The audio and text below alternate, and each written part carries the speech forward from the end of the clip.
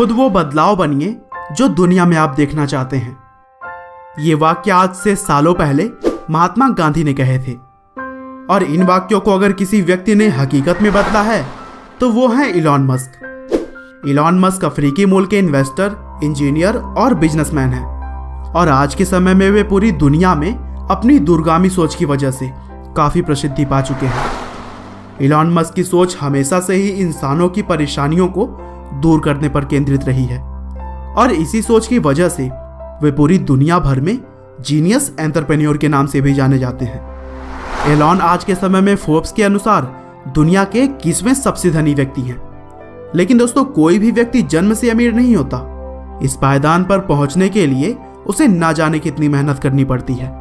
ठीक उसी तरह ही इलॉन मस्क ने भी बचपन से ही काफी मेहनत की, और बहुत सारे संघर्षों के बाद आज वे लाखों युवाओं के लिए एक इंस्पिरेशन बन चुके हैं। तो चलिए दोस्तों, इलॉन मस्क के इस मोटिवेशनल लाइफ जर्नी को हम शुरू से जानते हैं।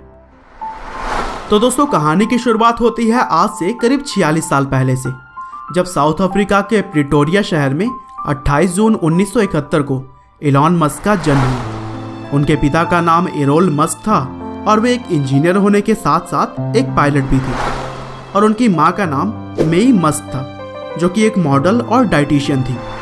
इलॉन मस्क बचपन से ही पढ़ने में काफ़ी दिलचस्पी रखते थे, और हमेशा ही किताबों के आसपास देखे जाते थे।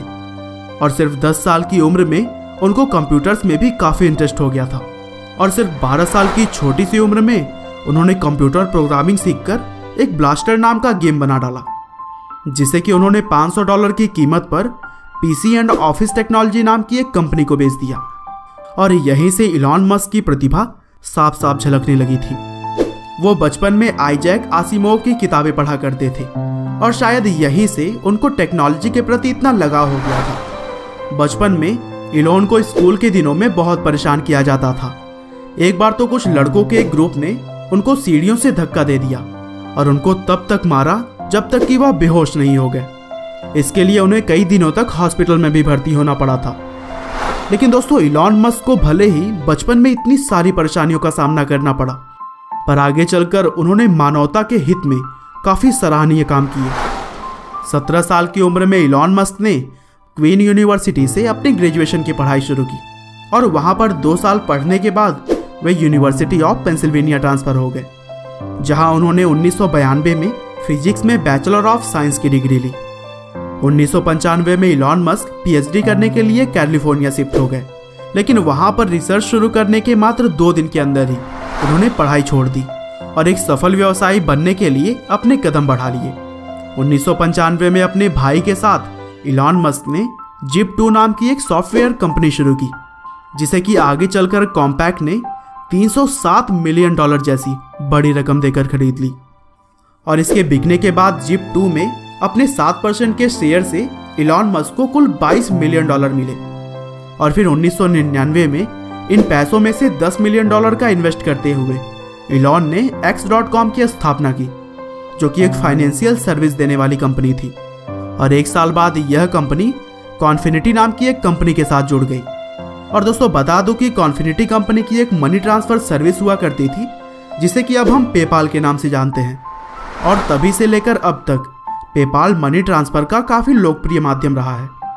2002 में ईबे ने पेपाल को $1.5 बिलियन की अविश्वसनीय रकम देकर खरीद लिया, और इस डील के बाद इलॉन मस्क को $165 मिलियन मिले। और दोस्तों, बता दो कि इलॉन मस्क पेपाल के सबसे बड़े शेयर होल्डर थे।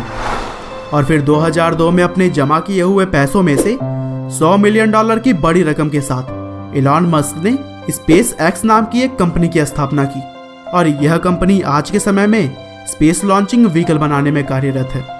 और मस्क ने एक इंटरव्यू में बताया कि 2030 तक वे इंसानों को मंगल ग्रह पर बसाने की पूरी तैयारी में है। 2003 में इलॉन मस्क ने 2 लोगों के साथ मिलकर टेस्ला इंक नाम की एक और कंपनी की शुरुआत की, और 2008 के बाद से ही वे टेस्ला के सीईओ के तौर पर काम कर रहे हैं।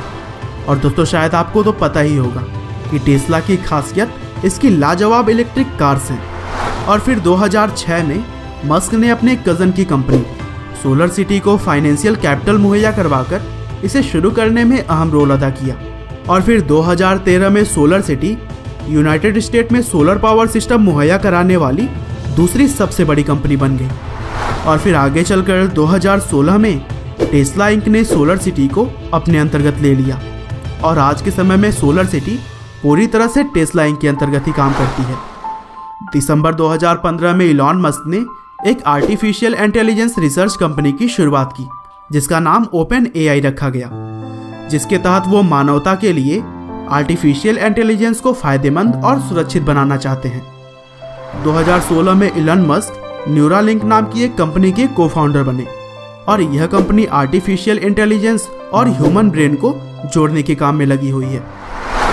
तो कुल मिलाजुलाकर दोस्तों देखा ना आपने, एलॉन मस्क किस तरह से अलग अलग तरह के बहुत सारे कामों में लगे हुए हैं और इस बात से उन्होंने साबित कर दिया है कि उनके जैसा सोच रखने वाले व्यक्ति ही कुछ बड़ा कर पाते हैं। वैसे तो आज वो एक जानी मानी हस्ती हैं और दुनिया भर में नाम कमा चुके हैं, लेकिन उनका मानना है कि दुनिया में अभी भी बहुत सारी ऐसी चीज़ें हैं जिसे कि बेहतर करके मानव के हितों में काम किया जा सकता है। उम्मीद है कि आपको इलॉन मस्क की यह लाइफ स्टोरी ज़रूर पसंद आई होगी। आपका बहुमूल्य समय देने के लिए बहुत बहुत धन्यवाद।